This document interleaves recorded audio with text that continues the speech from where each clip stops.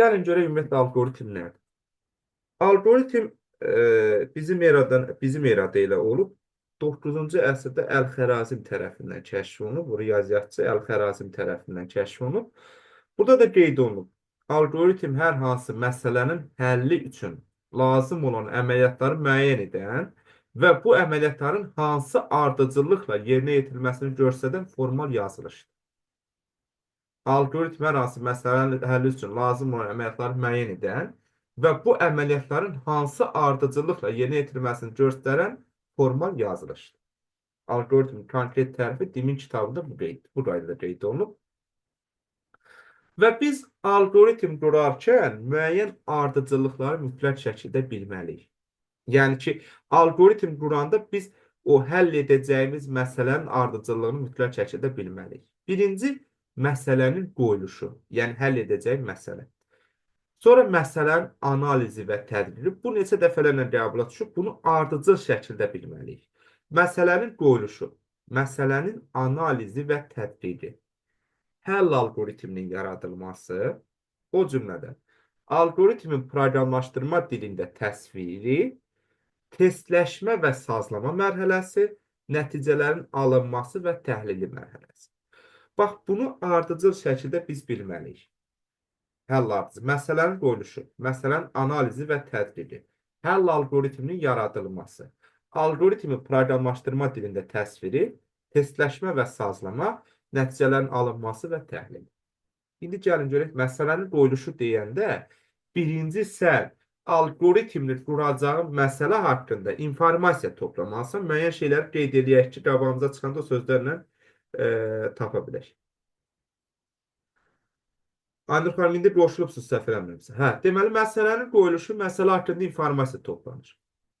Bir də ki, məsələnin həllini təmin etməyimiz üçün onun tənliyi, düsturu tərtib olunur. O cümlədən ilkin verilənlərin siyasi tipi dərkliyi ölçüyə çıxır. Bax, bu cümlələr Müəllim, qabağınıza çıxacaq. Bəli. müəllim, Aynur yazıb qrup, amma indi hazırda dərsdə deyil. Bir dəqiqə xahiş edirəm. Qoşulmuş da bu xanım. O linki buna şəxsiyyatım bizə deyil.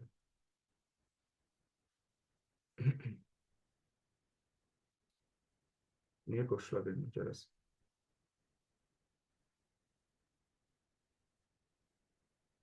Hə, indi gələr. Məsələnin qoyuluşu deyəndə məsələ haqqında informasiyanın toplanması oldu. Tənliyinin düsturunun tərtib olunması oldu. Bu qayda. Sonra məsələnin analizi tədqiqi deyəndə bu artıq o məsələ üçün lazım olan riyazi modelin hazırlanması oldu. Məsələ üçün lazım olan riyazi modelin hazırlanması oldu. Məsələnin qoyuluşu deyəndə. Yadda qalsın. Daha sonra həll alqoritminin yaradılması. Artıq belə deyək də bir növ o yaradılmış riyazi model əsasında onun həll alqoritmini, yəni alqoritmi tərtib olunur. Hər hansı bir tərtib etmə formalarından istifadə etməklə alqoritmi tətbiq olunur. Yəni alqoritm hazırlanır. Məsələn, həll alqoritminin yaradılması deyəndə. Daha sonra alqoritmin proqramlaşdırma dilində təsviri. Yəni ki, bayaq o alqoritm, belə deyək də, hər hansı bir vərəq üzərində hazırlanmışdısa, o alqoritm, yəni hazırlanmış o alqoritmin əsasında proqram hazırlanır. Və istifadəçinin, yəni o proqramı hazırlayacaq şəxsin bildiyi hər hansı bir proqramlaşdırma dili seçilir və onun əsasında proqram hazırlanır. Və o yaradılmış proqram sonradan kompüter dilinə çevrilməlidir. Onu da çevirməyim üçün mən bunu sizə proqram təminatında bir də keçəcəm. Translyatorlardan istifadə edirəm. Onun da iki növ var. İnterpretator və kompilyator. İnterpretator hər hansı bir proqramı xatırlayırsınızsa, səslə çevirirdi kompüter dilinə. Kompilyator bütövlükdə çevirdi. Deməli, biz nə etdik? Məsələ haqqında məlumat topladıq da, məsələnin qoyuluşu oldu. Sonra, belə deyək də, nə baş verdi? Məsələnin analizi və tədqiqi oldu. Yəni ki, riyazi modeli hazırlandı. Sonra nə oldu? Həll alqoritmi yaradıldı. Yaradılmış o riyazi model əsasında algoritm tərtib olundu. Daha sonra algoritm tərtib olundu. O tərtib olunmuş algoritm əsasında proqramı yaradıldı. Bax, onun üçün də istifadəçinin bildiyi hər hansı bir proqramlaşdırma dili seçildi. Və o proqramlaşdırma dilindən istifadə edərək onun proqramını tərtib edər. Sonra testləşmə və sazlama mərhələsi oldu. Burada bax sözə diqqət elə. Bu mərhələdə yaradılmış proqramda məntiqi səhvlər aradan qaldırıldı. Başa düşürsünüz? Məntiqi səhvlər aradan qaldırıldı. Proqramın necə işləyib işləməməsi mütəxəssislər tərəfindən testdən keçirildi.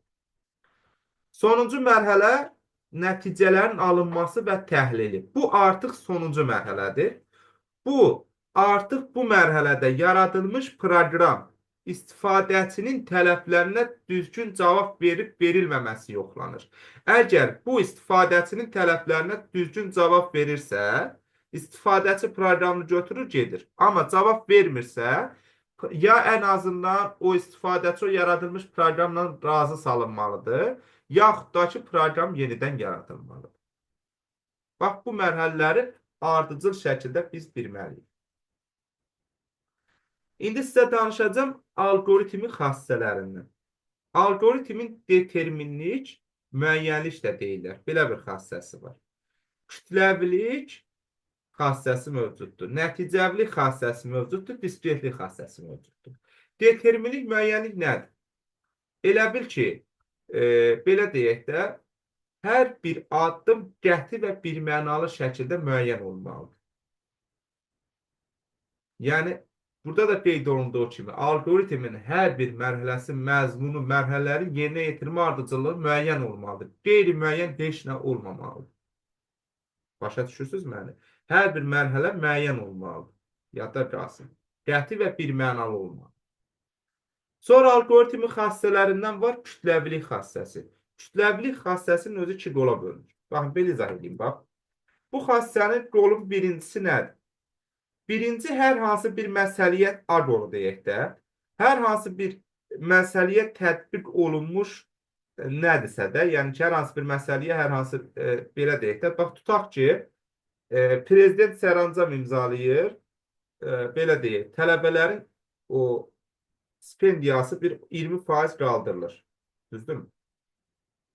Bu, Gəncə dövlətdə oxuyan tələbələrə şamil olunur, texnologiyada oxuyan tələbələrə şamil olunmur deyə bir şey deyil də, bütün hamısına şamil olunur. Yəni ki, müəyyən məsələnin həlli üçün qurulmuş algoritm həmin tipdə olan bütün məsələlərin hamısına tətbiq olunmalıdır. Bir də ikinci mərhələsi odur ki, algoritm elə təsvir olunmalıdır ki, ondan bütün hamı istifadə edə bilsin. Yəni, kütləvi olmalıdır. İki qola bölündü. Hər hansı bir, belə deyək də, məsələyə tətbiq olunmuş nə varsa, o bütün o məsələlərin hamısında ödənilməlidir. Bir də ki, algoritm ilə təsvir olunmalıdır ki, ondan hamı istifadə edə bilsin. Sonra var algoritmin diskretlik xassəsi.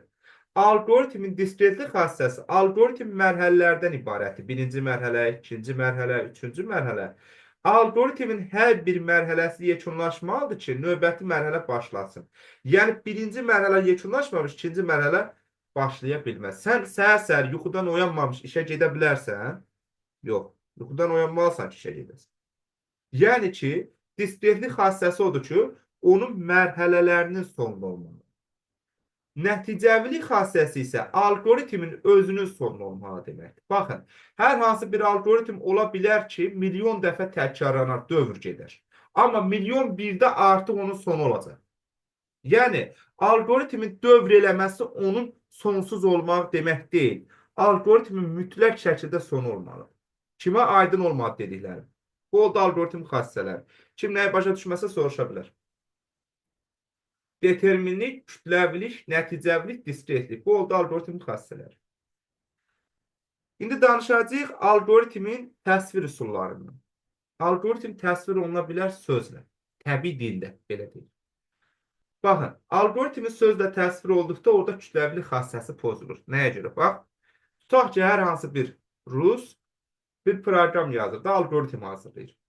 O algoritmi hazırladığı Azərbaycanlı başa düşmür axı. Çünki dilləri fərqlidir. Ona görə deyirlər ki, sözlə təsvir üsulunda kütləvilik xassəsi ödənmir. Sonra var alqoritmik dillə təsvir üsulu. Bu ən yığıcam, ən başa düşülən təsvir üsuludur. Diqqət etsəz, sağda da görürsünüz. Proqramlaşdırma dilində təsvir olunur. Yəni yığıcam nəyə görədir? Qısaldılmış şəkildədir. Başa düşürsən? Yığıcam təsvir üsulu olduğuna görə, yəni qısaldılmış təsvir üsuludur. Rahatdır. Daha böyük deyil. Qarqarışıq deyil. Ən yığıcam təsvir üsuludur. Alqoritmik dillə təsvir üsulu. Xüsusi proqramlaşdırma dilində təsvir üsulu. Sonra bunların içərisində var qrafik sxemlə təsvir üsulu. Qrafik simvollarla bu qaydada. Demin kitabımda belə yazılıb. Qrafik simvollar. Bu ən geniş tətbiq edilən üsuldur. Yəni ən geniş istifadə olunan, ən əyani, ən başa düşülən təsvir üsulu. Yəni burada məlumat blokların daxilində olur. Birinci, bax bu gördüyünüz blok başlanğıcı həm də sonu göstərir. Bu hesab blokudur. Baxın, bu gördüyüm paralelogram daxil etmə blokudur. Yəni sən burada verilənlərini daxil edirsən. Bax, bu gördüyün düzbucaqlıda o verilənlər üzərində hesablama aparırsan. Baxın, elə bir belə deyək də, paralelogram biraz yan olduğuna görə, maili olduğuna görə də, yəni özündə olmadığına görə orada ancaq verilənlər daxil olunur. Amma düzbucaqlı şəklində artıq tam düzdür də. Ona görə burada hesablama aparılır. Yəni buna səhv salanlara görə deyirəm, qarışdırmasınlar. Baxın, bu biraz özündə deyil də, yana tərəf. Deməli, burada ancaq verilən daxil edə bilərsən, hesablama aparanmazsın. Amma ki, burada bu düzbucaqlı formada tam özündədir. Burada amma hesablama aparacaqsın. Hesab bloku düzbucaqlıdır, daxil etmə bloku paralelogramdır. Şərt bloku. Şərt, yəni sən elə bil ki, şərt qoyursan. Deyirsən ki, məsələn, yağış yağsa, hava soyuq olsa qalın geyinəcəm. Amma yağış yağmasa normal nazik geyinəcəm.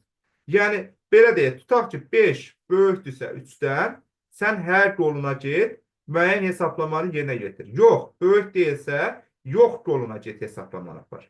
Yəni, şərt seçmə yaxud məntiqi blokda deyilir. Birdən qarışdırarsınız. Sonra var dövr bloku, modifikasiya. Bu nə deməkdir?